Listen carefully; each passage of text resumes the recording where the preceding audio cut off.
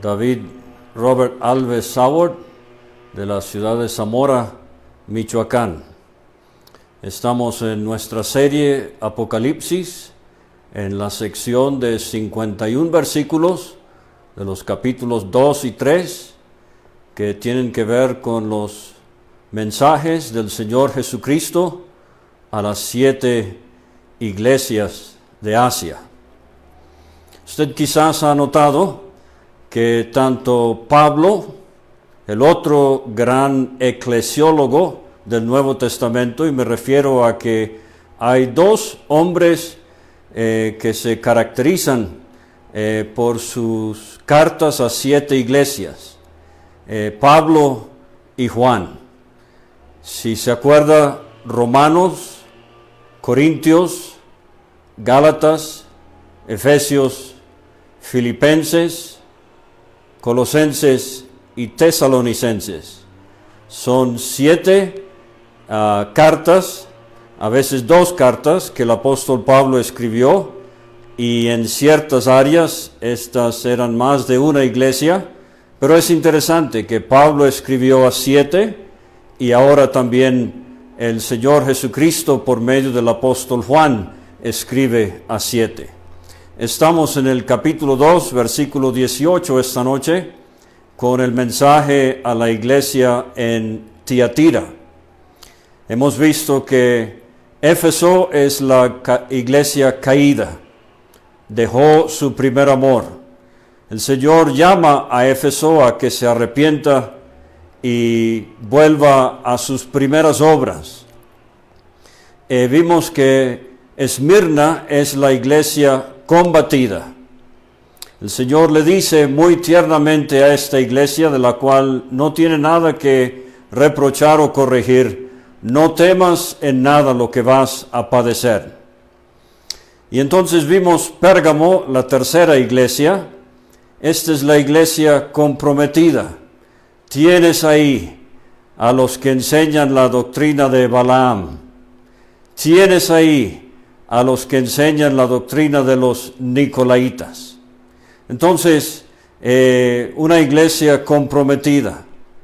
Ahora vamos a ver Tiatira.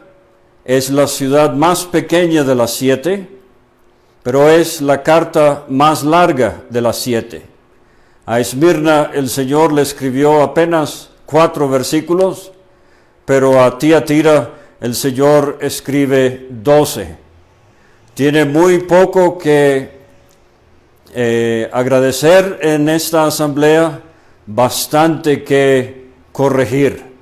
Hay una situación muy grave, y en el versículo 24 leemos la expresión las profundidades de Satanás. La iglesia contaminada. Tiatira significa el sacrificio continuo.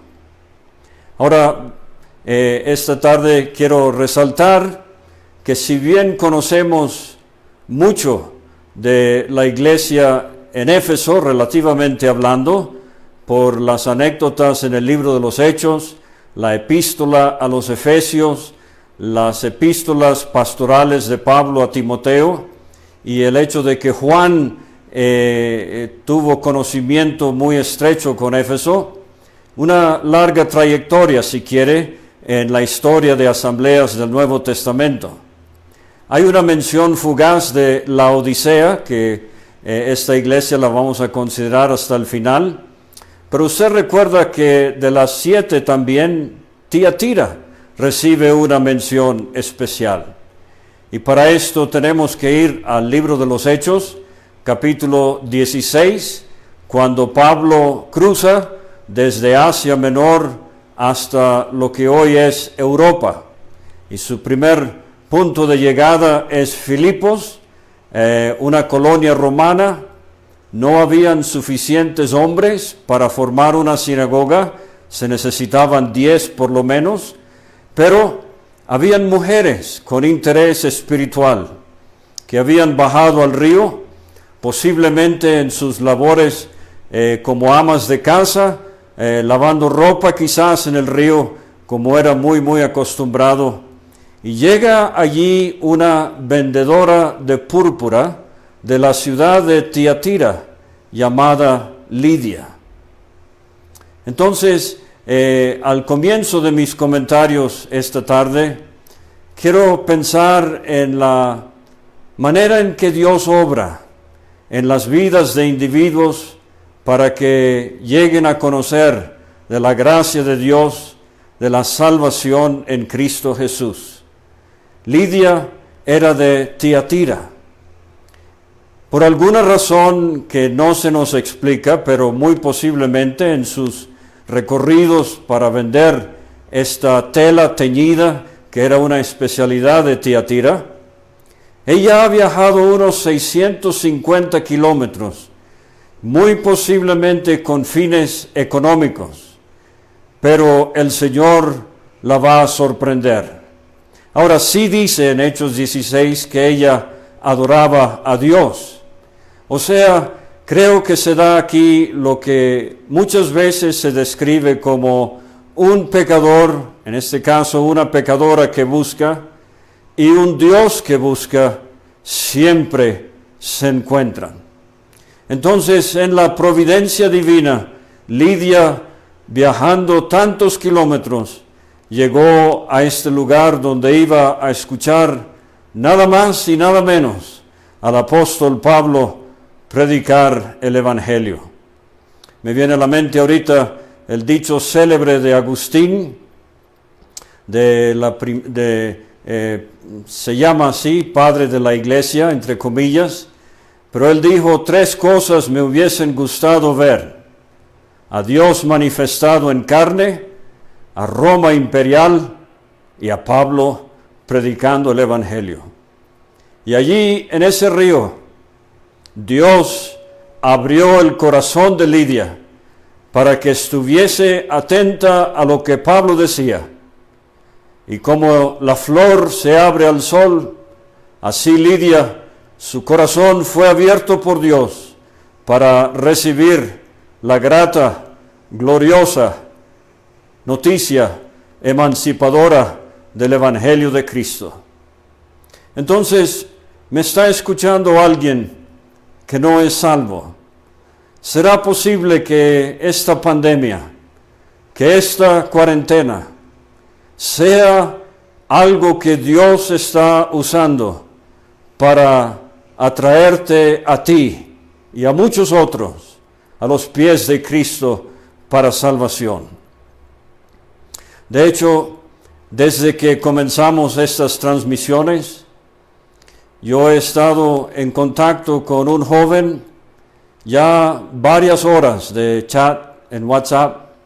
No lo conozco en persona y quizás él me está escuchando ahorita, pero él y su esposa, a quien sí conocí cuando era muy joven en la escuela bíblica, ellos atravesaron una situación bastante dolorosa y difícil hace 3 meses. Dios se llevó al cielo a su hijo de 3 años. Una enfermedad, me dijo él, muy extraña para un niño de su edad, pero en fin, el niño está en el cielo. Dejad a los niños venir a mí, no se los impidáis, de los tales es el reino de los cielos. Pero este joven me hizo a mí, yo diría, una de las preguntas más impactantes que jamás se me ha hecho. El otro día me escribió: David, ¿qué tengo que hacer yo aquí en la tierra para poder ver a mi hijo en el cielo? ¿Ah? ¿Qué tengo que hacer yo aquí en la tierra para poder ver algún día a mi hijo en el cielo? ¿Sabe? Cada vida es como un tapiz que el Señor está tejiendo.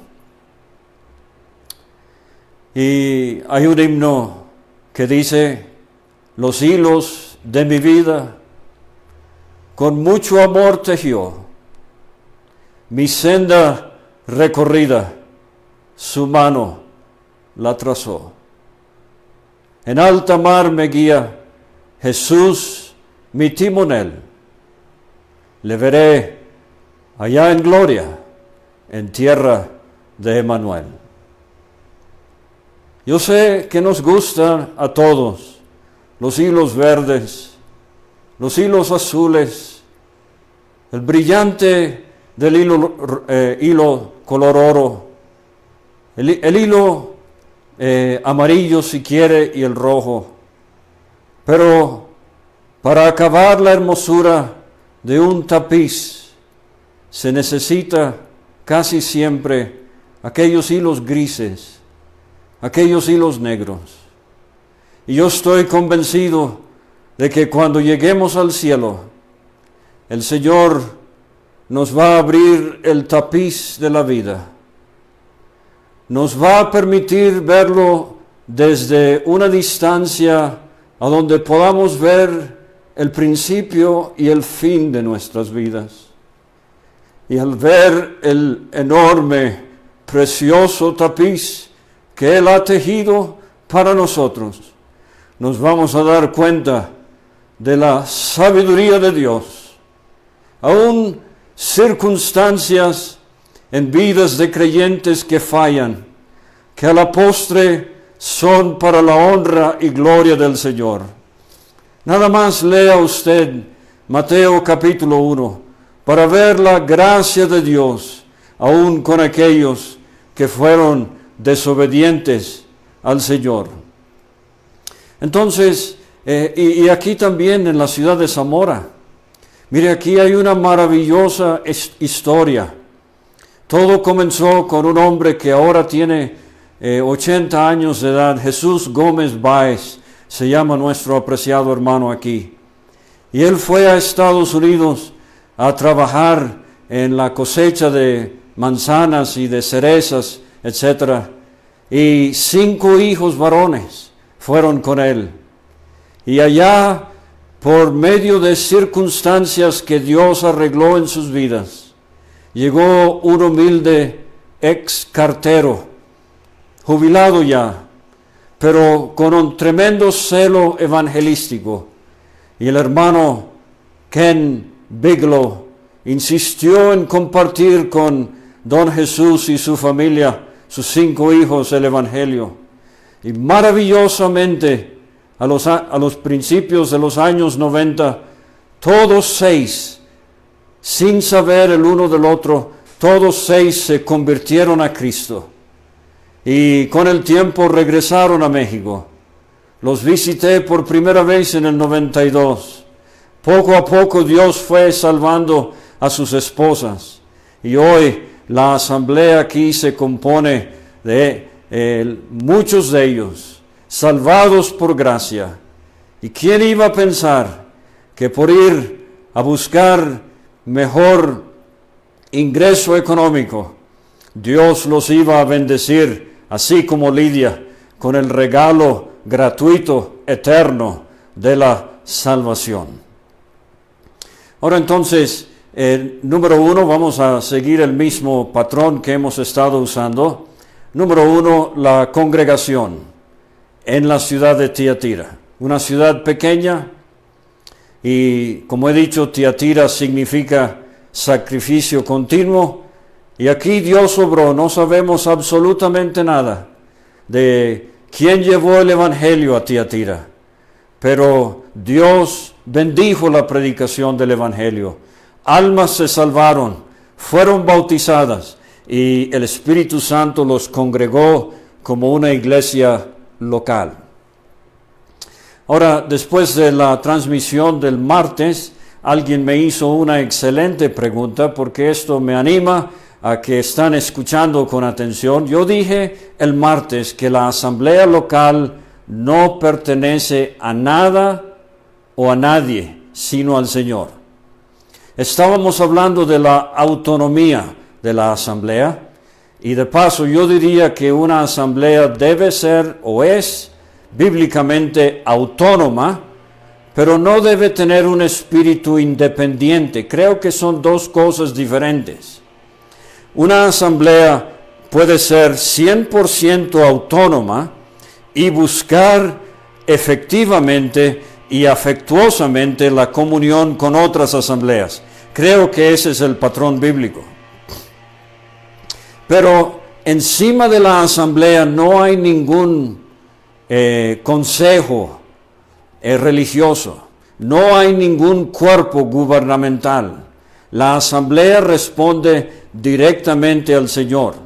Entonces, la asamblea no pertenece a nada aquí sobre la tierra, pertenece al Señor. Hemos visto ya, Él trae estas 7 estrellas en su diestra, las 7 asambleas. Él las protege, son muy, muy amadas por Él, lo vamos a ver, y Él las trae en su mano derecha. Pero entonces, si la asamblea no pertenece a nada, esta persona, este hermano me preguntó, yo pensaba que la iglesia local era parte de la iglesia universal.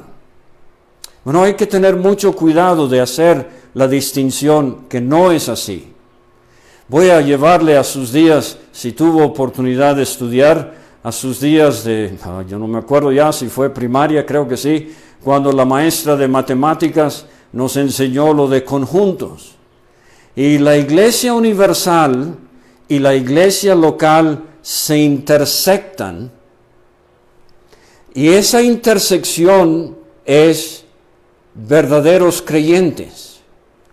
Ahora, el deseo divino es que toda iglesia local tenga solamente verdaderos creyentes, así como sí es la situación con la iglesia universal. La iglesia universal, Cristo pone las piedras en la iglesia universal, solamente creyentes. La iglesia universal no tiene ni un solo incrédulo, ni un solo falso profesante.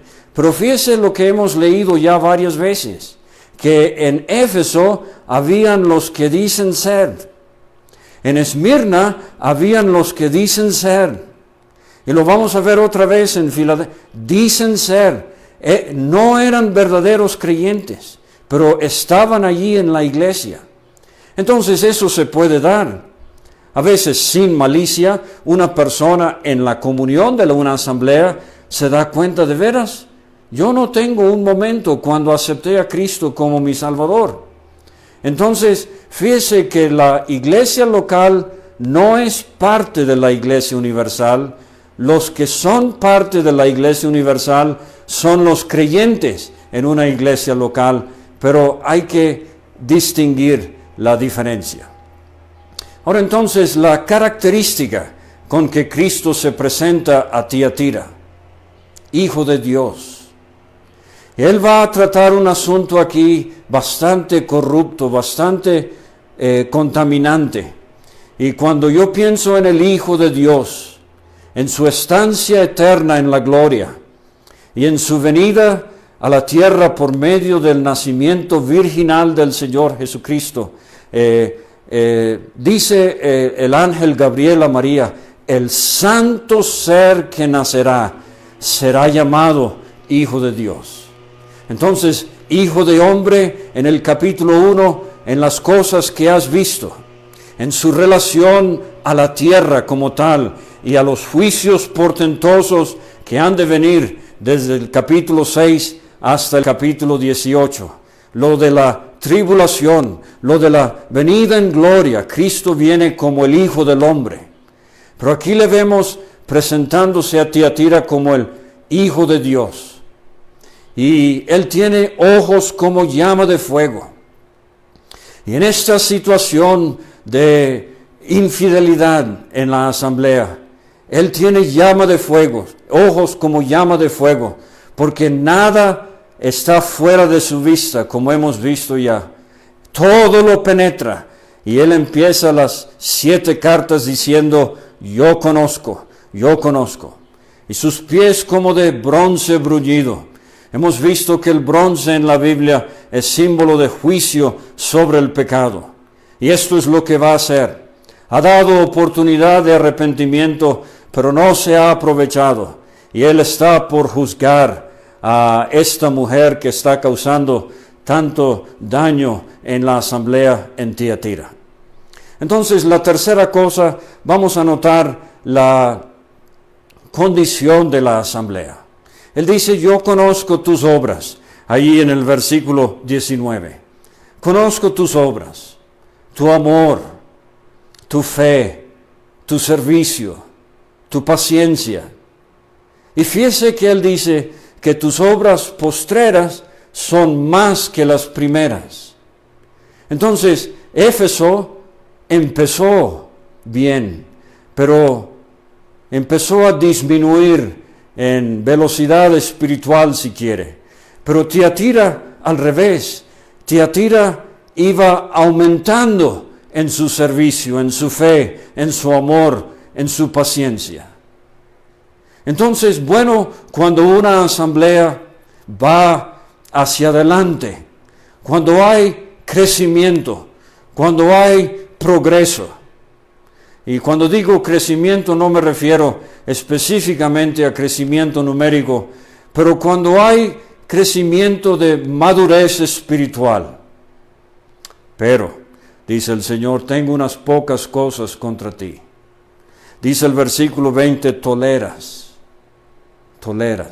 Y vimos en Pérgamo, tienes. Y ahora aquí, toleras. Le estaban, como decimos en México, no sé si en otros países, le estaban dando la vista gorda. Estaban dejando pasar por alto el hecho de que había una mujer. Toleras que esa mujer, Jezabel. Ahora, no estoy seguro que su nombre propio haya sido Jezabel, pero el Señor lo usa por una razón muy especial, de un personaje en el Antiguo Testamento, la esposa del rey Acab, de la cual vamos a hablar más en un momento. Toleras que esa mujer. Ahora, en el estudio del Apocalipsis hay 4 mujeres que resaltan. 2 son obras divinas, si quiere, y 2 son, voy a usar la expresión, instrumentos satánicos. Las 2 mujeres de parte de Dios, si puedo decirlo así, tenemos la nación de Israel, una mujer vestida del sol en el capítulo 12. Y tenemos al final del libro, en el capítulo 21, la desposada, la esposa del Cordero. Pero Satanás, como si fuera, tiene sus 2 mujeres. Tenemos a Jezabel, que está arruinando a la iglesia en Tiatira, y tenemos también en Apocalipsis 17 la gran ramera, Babilonia, que Dios tanto aborrece y que por fin la va a destruir. Y vamos a hablar mucho de eso más adelante. Toleras que esa mujer, que se dice, otra vez, se dice profetiza. Ya no hay apóstoles y profetas, y mucho menos profetizas. Entonces aquí tenemos el caso de una asamblea que estaba tolerando la participación pública, creo que esto significa, de una mujer. Y cuando uno lee 1 Corintios 14 y 1 Timoteo capítulo 2, queda absolutamente claro que Dios tiene un gran papel, un gran rol, una gran función para la mujer en la iglesia, pero no es la participación pública. Entonces, hablábamos de la cubierta de la mujer y el silencio, como un elocuente mensaje que la mujer da a los ángeles. Y la mujer puede ayudar, como dice 1 Corintios capítulo 12. La mujer puede mostrar misericordia, como dice Romanos capítulo 12. Hay dones que pueden utilizarse, pueden desarrollarse en privado, pero no en público para la mujer. Entonces se dice profetiza. Y dice aquí que enseña y seduce a mis siervos a fornicar y a comer lo sacrificado a los ídolos. Entonces, en Pérgamo se enseñaba la fornicación y la idolatría, pero aquí esta mujer está seduciendo a hermanos en la asamblea y los está llevando a una contaminación y corrupción de la asamblea. Me viene a la mente ahorita, no lo he dicho, pero se acuerda de Corinto y tantos problemas que habían en Corinto. Y brillan por su ausencia en Corinto los ancianos de la asamblea. ¿Dónde estaban? No se mencionan. Y en estas 7 iglesias, yo no creo por un momento que el ángel a la iglesia en Tiatira era los ancianos o el pastor, nada de eso. Pero ¿dónde estaban los ancianos en Pérgamo para poner un alto a las enseñanzas de Balaam y a las enseñanzas de los nicolaitas? Yo recuerdo cuando era niño, y esto me impactó, y le voy a decir, yo tenía unos 6 años. Esto ya es tema de arqueología, hace mucho tiempo. Pero yo estaba sentado atrás un domingo por la mañana, en una asamblea, cuando un hermano se paró y empezó a enseñar que el Señor Jesucristo no pecó, pero podría haber pecado. Y lo que más recuerdo es esto, que antes de que el anciano de más edad se parara a dar los anuncios, se paró un hermano, leyó unos versículos y le tapó la boca a ese hombre por haber enseñado esa blasfemia. Pero ¿dónde están los ancianos de Pérgamo? ¿Dónde están los ancianos de Tiatira? Toleras que esa mujer. Entonces estos hombres sobrevividores, pastores, estos hombres que son guías, que son ancianos, necesitan estar al tanto de la condición espiritual de la asamblea. Entonces, dice el versículo 22, he aquí yo la arrojo en cama, en gran tribulación. Leemos en Hechos 5, leemos en 1 Corintios 11, de muerte y enfermedad física, como consecuencia a creyentes que están pecando y no aprovechan la oportunidad de arrepentimiento. Dice el Señor, los que con ella adulteran, si no se arrepienten de las obras de ella, o sea, se están dejando influenciar por ella. Y el Señor dice, voy a traer un castigo si no se arrepienten de las obras de ella. Pero entonces dice el versículo 23, y a sus hijos heriré de muerte, o sea, a sus seguidores. Esto no es lo de culpar a un hijo por el pecado de su padre o a un padre por el pecado de su hijo. Eso es completamente contrario a la ley de Dios, al Espíritu de Dios también. Pero estos son los que la siguen, la apoyan. Dice el Señor, y todas las iglesias sabrán que yo soy el que escudriño la mente y el corazón, y os daré a cada uno según vuestras obras. Ahora, esta expresión es muy llamativa también, y no lo he mencionado hasta ahora. Se fija que en su autonomía, Éfeso tiene que arreglar su situación, tiene que arrepentirse. El Señor no dice, miren, ahí vayan vayan en el camino unos kilómetros allá a Pérgamo y tráiganse a fulano para que les ayude a resolver esto. No, cada asamblea es responsable de corregir sus propias deficiencias.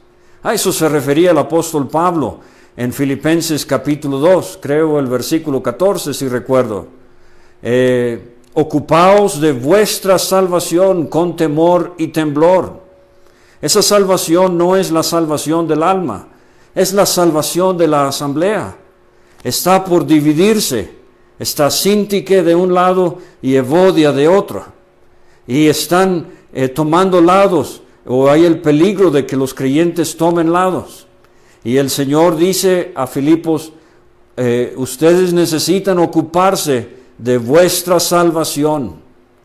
Entonces, cada asamblea necesita delante del Señor buscar la manera de corregir lo deficiente. Yo no digo que no puedan buscar consejo de otro, claro que sí.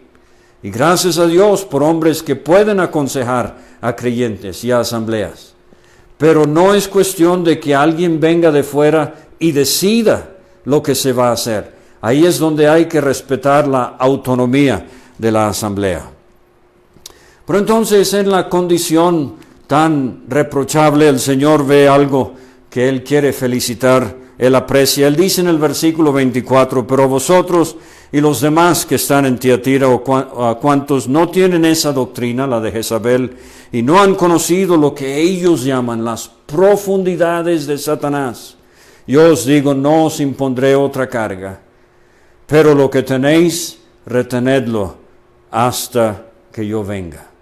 Aquí sería la venida del Señor, el rapto, y lo que el Señor está diciendo a ustedes que no han seguido a Jezabel, que no apoyan sus enseñanzas, que no han caído en sus seducciones, no les voy a imponer otra carga, nada más lo que tienen, reténganlo hasta que yo venga.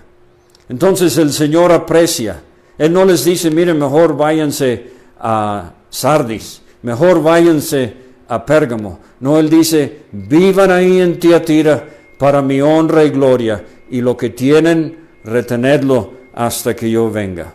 Entonces ahí tenemos la congregación, Tiatira, la característica del Señor, la condición de la asamblea, la corrección que Él va a hacer, va a traer juicio a esta mujer y a sus seguidores, pero finalmente la compensación.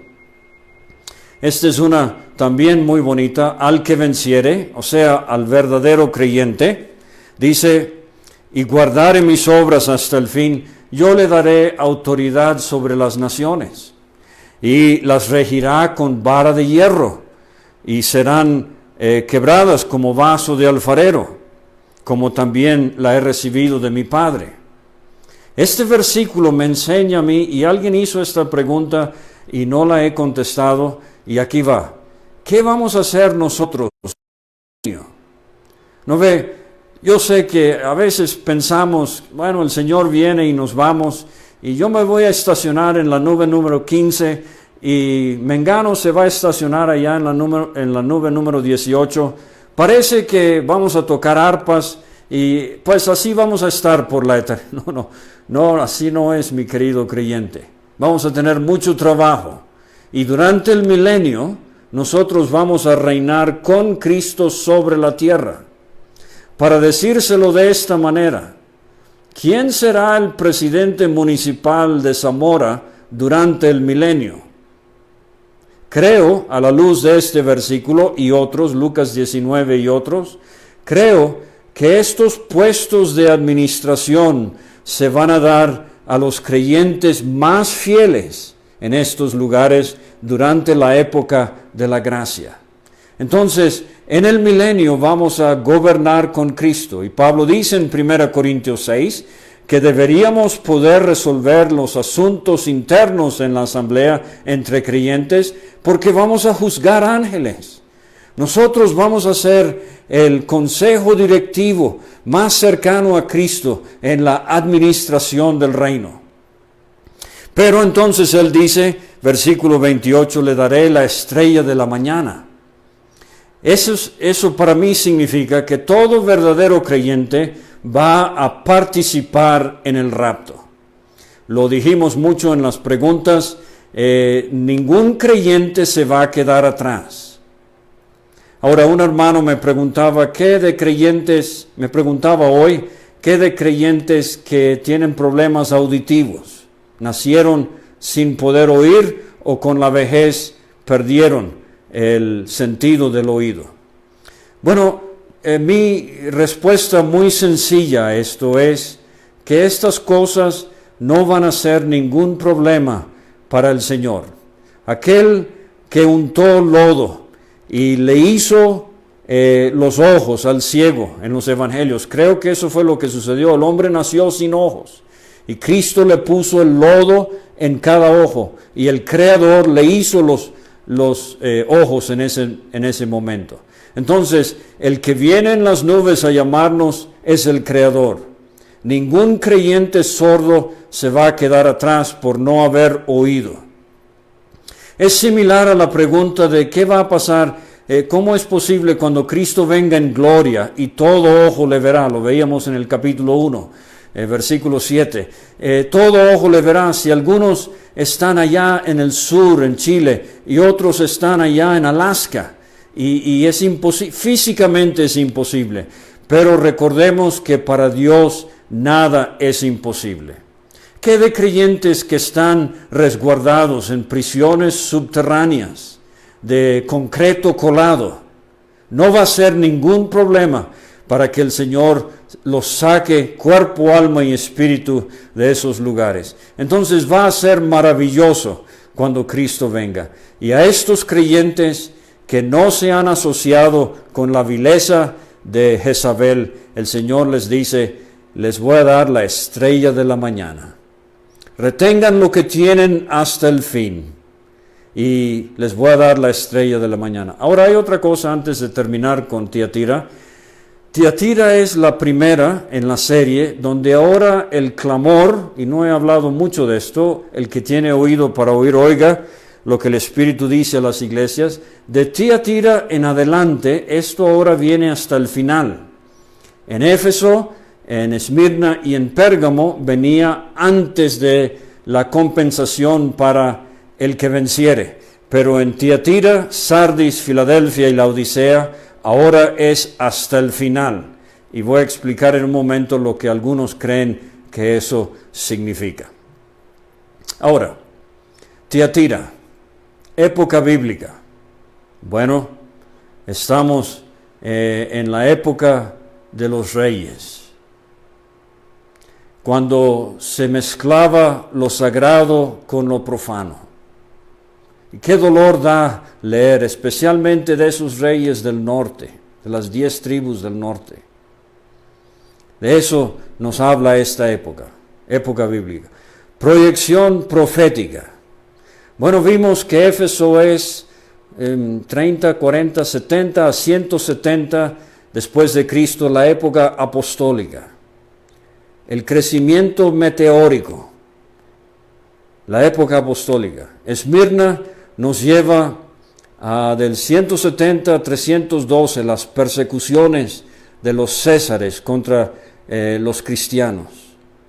Y Pérgamo nos lleva del 312 con el cristianismo declarado como la religión oficial, la elevación del cristianismo, el casamiento con el gobierno, con la política, al año 606, donde tenemos el primer papa, Bonifacio, y ahora tenemos a Tiatira hablándonos del 606 después de Cristo hasta el rapto. Y Tiatira nos hace pensar especialmente en esos 10 años, en esos 10 siglos de la Edad Media, del oscurantismo, donde se le quitó la Biblia al pueblo y ya no podían leerla, donde la Iglesia romana introdujo el sacramento de el bautismo para los infantes, agua bendita, la introducción la confirmación del clero, solamente la iglesia tenía la autoridad de interpretar las escrituras. Usted no podía leer la Biblia, mucho menos interpretarla en ese tiempo. La veneración a María, la asunción de María, no solo que ella nació sin pecado, pero que fue llevada cuerpo y alma al cielo. Entonces, las enseñanzas del purgatorio y el limbo, que el Papa Juan Pablo II canceló. Él tuvo una hermanita que se murió en su infancia, y él vivió por años atribulado con esto, y por fin eliminó, le dijo al siguiente Papa Ratzinger que eliminara, por medio de una encíclica papal, se eliminó lo del limbo. Pero esa es una ilustración de lo que sucede con las religiones, meten y sacan. Pero fueron 10 siglos muy oscuros. De esto nos habla Tiatira. Entonces, la proyección profética. Pero las parábolas de Mateo 13, la parábola número 4 es la parábola de la mujer que mete levadura en la harina. Y esto encaja muy bien con Tiatira, una mujer contaminando a la iglesia. En Lucas capítulo 12, versículo 1 tenemos levadura religiosa, la hipocresía de los fariseos. Y creo que tenemos que erradicar eso de raíz de nuestras asambleas. La levadura religiosa, con tal que parezca que está bien, ha de estar bien. Pero no solamente levadura religiosa. Marcos 8:15 habla de levadura política, la levadura de Herodes. Por eso necesitamos como creyentes mantenernos al margen de la política y orar por las autoridades, orar por nuestros gobiernos, orar por nuestros países. Pero en 1 Corintios 5, versículo 9, levadura moral, esto es lo que estaba haciendo esta mujer Jezabel, estaba introduciendo levadura moral a la asamblea. Pero en Gálatas capítulo 5, versículo 8, Gálatas 5, 9, es levadura doctrinal. 1 Corintios 5, 8, levadura moral. Gálatas 5, 9, levadura doctrinal. La enseñanza de que la salvación era por obras, por guardar la ley. Ahora necesito con mucho cariño, pero necesito decirlo otra vez porque alguien me escribió al respecto. Los creyentes del Antiguo Testamento nunca fueron salvos por obras, nunca. Los creyentes de la tribulación no serán salvos por obras, ni los creyentes del milenio. Esta idea de que nosotros en la gracia somos los únicos salvos por fe, eso es verdad, pero los otros creyentes, ningún creyente en la historia del mundo podrá decir que fue salvo por sus obras. Yo a veces con los jóvenes, y es una ilustración muy débil, pero uso la ilustración de la tarjeta de crédito. Abraham fue salvo por fe. El pago se hizo a crédito, pero la compra de Abraham se hizo a crédito, pero el pago vendría cuando Cristo murió en la cruz. Pero yo fui salvo a débito. Los recursos ya estaban. El momento que Cristo murió, el pago estaba disponible. Y cuando yo lo acepté como mi Salvador, entonces fui salvo. Pero tanto Abraham como su servidor, salvos por gracia, salvos por fe, salvos por la obra terminada eternamente y para siempre de Cristo en la cruz del Calvario. No se confunda, querido creyente. No hay salvación en ninguna edad por las obras. Ahora, entonces, en el viaje de Pablo a Roma, la comparación que estamos viendo es, vimos que zarparon en el versículo 2 y vientos contrarios soplaron en el versículo 4 y nos habló eso de Éfeso y Esmirna. Y entonces llegaron a buenos puertos. Y eso nos habla de la aparente tranquilidad que se disfrutaba, de lo que nos habla Pérgamo, cuando Constantino legalizó el cristianismo. Pero ahora llegamos al versículo 20, Euroclidón, en el viaje de Pablo. Y Pablo dice, no se vio ni sol de día, ni estrellas de noche, por muchos días. Y eso nos describe tristemente los 10 siglos de la Edad Media, el oscurantismo. Y Pablo en esa nave por tantos días sin ver ni sol ni estrellas, nos habla de cómo la luz tan tenue Nunca se apagó el candelero, pero la luz tan tenue durante esos años de la Edad Media. Ahora voy a considerar Sardis. Vamos a leer capítulo 3. Primeramente la congregación escribe al ángel de la iglesia en Sardis. Los que escapan, o renovación, significa Sardis. Aquí había una asamblea, de nuevo no sabemos absolutamente nada de ella. Pero el Señor se presenta con esta característica, el que tiene los 7 espíritus de Dios y las 7 estrellas. Dice esto. Ahora, yo he dicho ya que el Señor se presenta a cada iglesia con una característica o con los recursos necesarios para esa iglesia. Y aquí los 7 espíritus de Dios y 7 estrellas. Vimos en el capítulo 1 que Dios no tiene 7 espíritus, pero es una manera que 4 veces aparece en el Apocalipsis. Es una manera de hablarnos de la plenitud del Espíritu Santo, de su persona. Y voy a enfatizar su pleno poder. Porque mire, aquí está una iglesia que tiene nombre de que vive, pero está muerta. Y necesita la energía del poder del Espíritu Santo de Dios para despolvar a la asamblea como si fuera, para reanimar a los creyentes, para reavivar la obra en el medio de sus días. Yo recuerdo cuando era joven, como algunos saben, tengo un papá muy peculiar, y ustedes pueden decirle que lo dije, pero él tenía esta costumbre conmigo. Yo le hacía una pregunta, y él me decía, muy interesante pregunta, pero no me contestaba.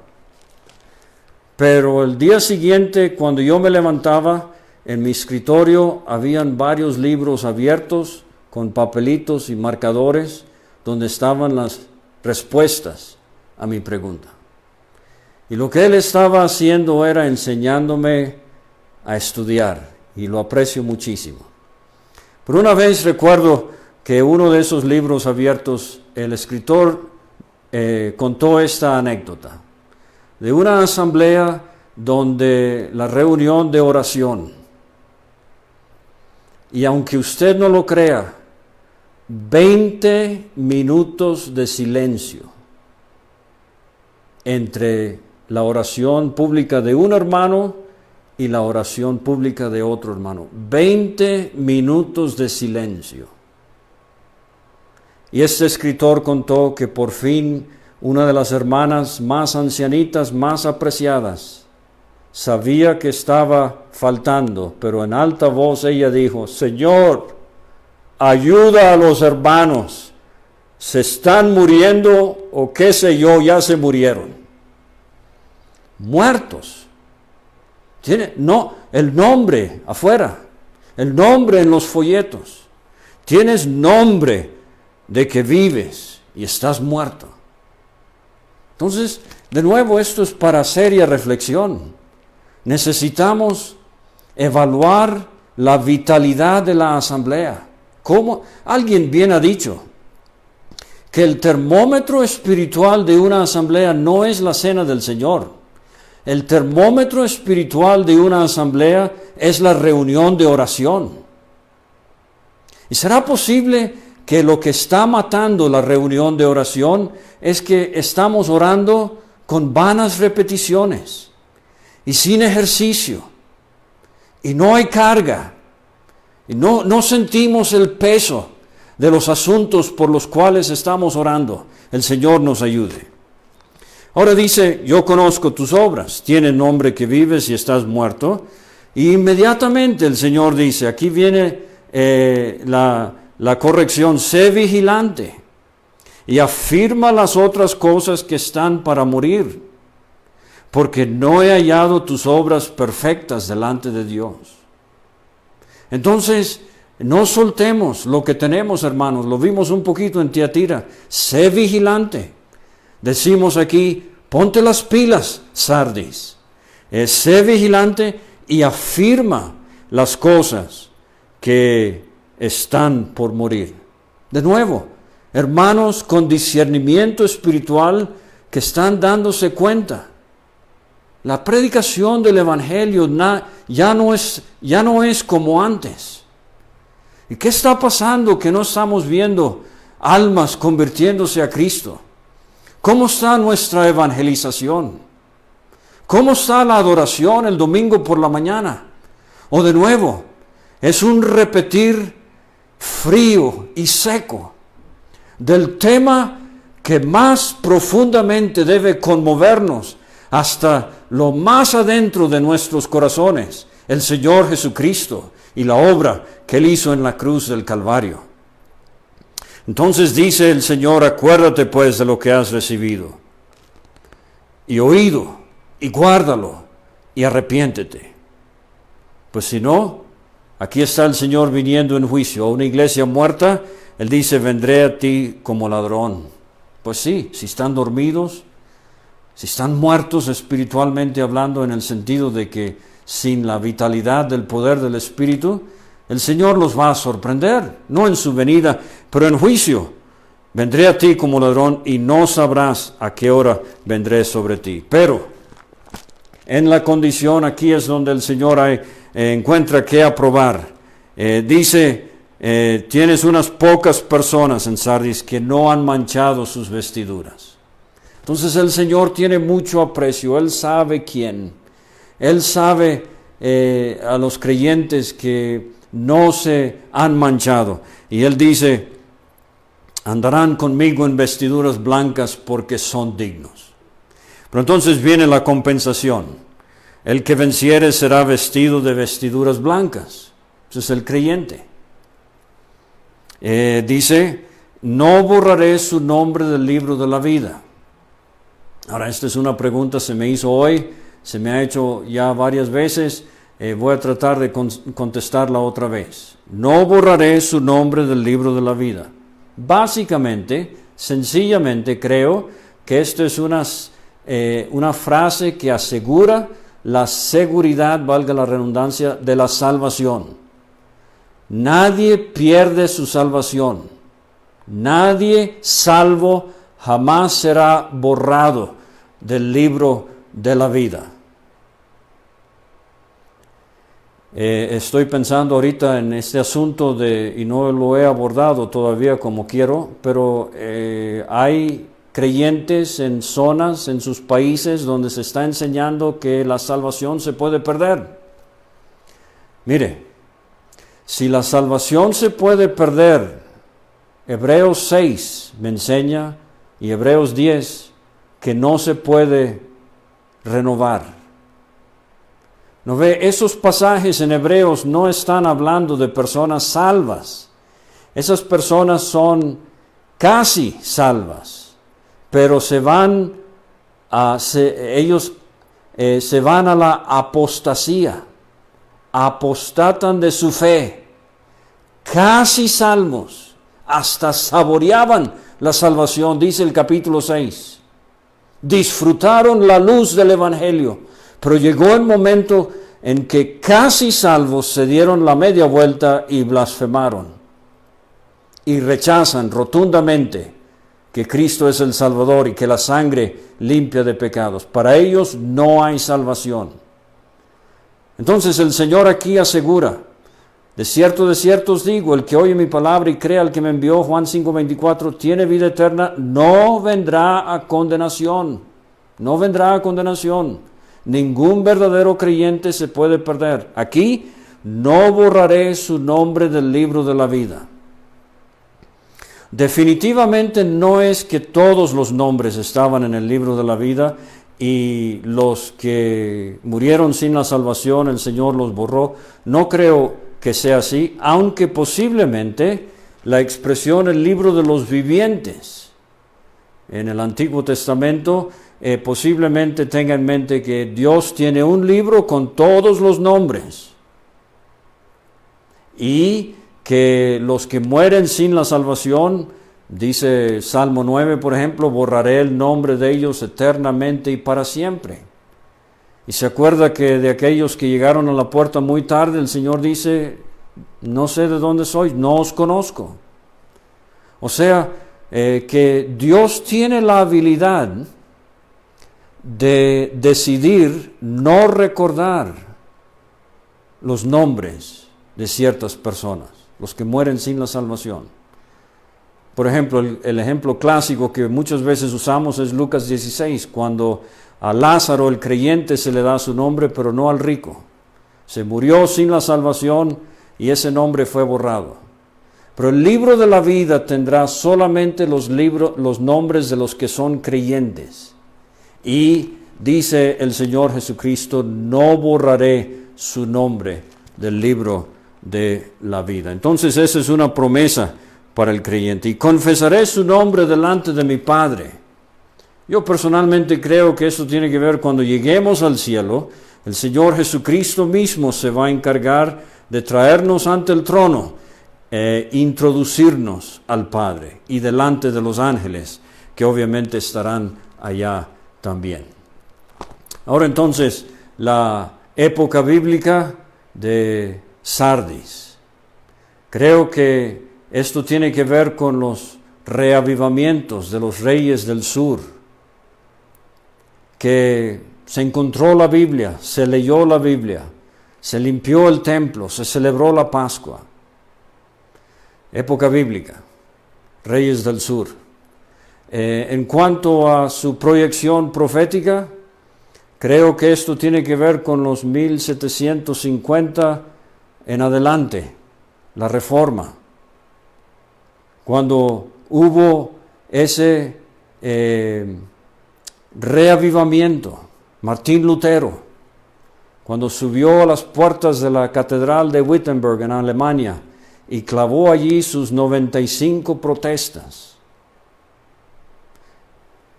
Y sabe, ¿qué hacen los ancianos hoy cuando alguien les muestra algo que se está haciendo en la asamblea que no es según la Biblia?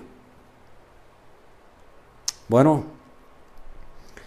Martín Lutero, Zwingli, estos grandes hombres de Dios que empezaron este movimiento que se llama el protestantismo, la Reforma, la sola escritura, solo la Biblia, sola fide, solo la fe, sola gratia, solo la gracia, clamaban estos hombres en latín. Entonces, proyección profética, la Reforma. Las parábolas de Mateo 13, el tesoro escondido. Cuando cosas, verdades divinas que se habían escondido por siglos durante el oscurantismo, estos hombres encontraron estos tesoros. Y finalmente el viaje de Pablo a Roma, allá por los versículos 23 y 24, cuando Pablo cuenta a los que iban en esa nave que el ángel del Señor se le había aparecido y que le había dicho que no temiera, etc. Entonces, comunicación de parte de Dios. Eso me habla a mí de aquí de la situación en Sardis. No he hablado de los libros, el libro de los jueces, como mencioné anoche. Tiatira correspondería con Barak y Débora. Aquí una mujer muy perversa, allá Dios usando una mujer para ayudar al pueblo de Dios. Y no solamente Débora, pero al final la que le metió la estaca al capitán del ejército, ella y María son las únicas mujeres en la Biblia de las que se dice bendita entre las mujeres. Entonces Dios sí puede usar mujeres en el lugar y en el momento que Él lo necesite. Y entonces tenemos en el libro de los jueces la comparación con Tiatira, es Débora y Barak, y en Sardis vemos Gedeón recuperando mucho para Dios. Ahora me faltó en cuanto a Tiatira, el rey de Judá. Salomón es Éfeso, dejó su primer amor.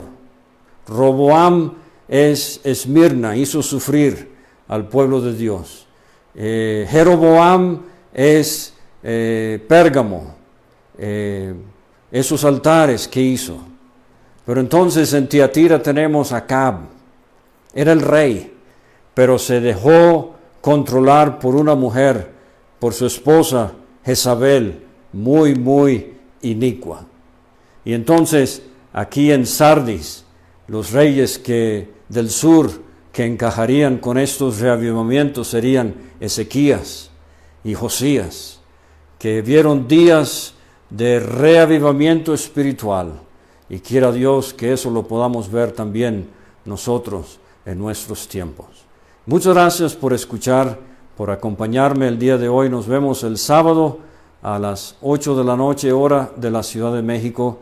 Busque en graciamasgracia.com recursos didácticos donde hay láminas que estamos viendo en este transcurso de estos estudios. Y también en el canal de Gracia Más Gracia en YouTube hay una lámina, pero que tiene un audio. Es una explicación de 5 minutos de este asunto, de esta simetría que se puede observar en el orden en que están escritas las 7 iglesias. Por ejemplo, Iglesia 2 y 6, Esmirna y Filadelfia son las únicas 2 que no tienen reproche o corrección del Señor. Y hay otras, yo nada más mencioné rápidamente unas en 5 minutos, pero ayúdeme a encontrar otras, estudie estas cosas, les serán de mucho provecho. Y los saludo mucho en el nombre del Señor.